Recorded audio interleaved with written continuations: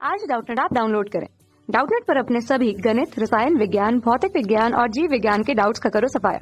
बस प्रश्न की फोटो खींचो, एक ही प्रश्न को क्रॉप करो और तुरंत वीडियो सोल्यूशन पाओ। अभी डाउनलोड करें।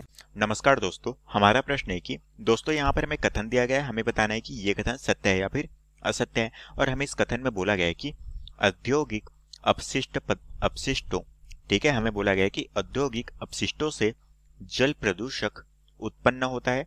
तो दोस्तों हमें यहाँ पर बोला गया है कि औद्योगिक अपशिष्ट पदार्थों से क्या जल प्रदूषण उत्पन्न होता है। तो दोस्तों हमें यहाँ पर जो कथन दिया गया है, ये कथन दोस्तों हमारा क्या है, बिल्कुल सत्य है, ठीक है। क्योंकि दोस्तों हम जानते हैं कि जो हमारे उद्योग होते हैं, कारखाने, उनसे अनेक प्रकार के रसायन रिलीज होते हैं जो कि अपशिष्ट पदार्थों के रूप में रिलीज होते हैं। और ये हमारे किस में चले जाते हैं, ये हमारे जल में घुलकर अनेक प्रकार के प्रदूषण फैलाते हैं, जिससे हमारी क्या होती है, जल में ऑक्सीजन की मात्रा कम हो जाती है और हमारे जो जीव जंतु है उनको अत्यधिक मात्रा में हानि पहुंचती है, ठीक है। तो दोस्तों हम जानते हैं कि जो हमारा जल प्रदूषक है, जल प्रदूषक, ये हमारे अनेक प्रकार से प्रदूषण फैलाते हैं, ठीक है।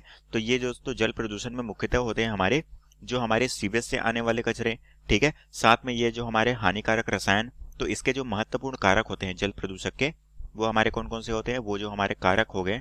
अगर दोस्तों मैं जल प्रदूषण के कारक की बात करूं तो सबसे पहला और महत्वपूर्ण कारक क्या है, वो है हानिकारक रसायन, ठीक है। सबसे पहला और महत्वपूर्ण कारक कौन सा हो गया, हानिकारक रसायन। ये हमारे जल प्रदूषण को अत्यधिक मात्रा में पहुंचाते हैं हानि।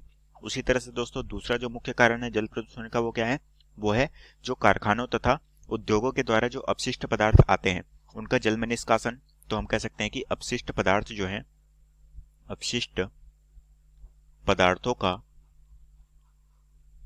का जल स्रोत पे निष्कासन।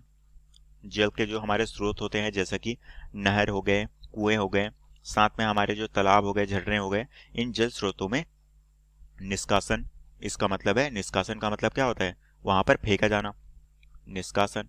उसी तरह से दोस्तों हम जानते हैं कि जल का अत्यधिक यहाँ पर प्रदूषण कब होता है, जब हमारे हानिकारक रसायन युक्त हमारे जो जल है वो जल में आकर घुल जाते हैं। जैसे कि हमारे खेतों में जो हमारे रासायनिक उर्वरक होते हैं, अनेक प्रकार के केमिकल मिलाते हैं, तो उन केमिकल के साथ में जब हमारी वर्षा का जल मिलकर हमारे जो जल के स्रोत को प्रदूषित करता है, तो वो भी एक प्रकार का क्या हो गया, हमारा रसायन हो गया, जो कि हमारे जल में आके मिलता है, ठीक है। तो हम कह सकते हैं कि जब हमारे ये जो हमारे रासायनिक उर्वरक, साथ में इसे हम कहते हैं खाद, तो रासायनिक उर्वरक के कारण जल का प्रदूषण, ठीक है।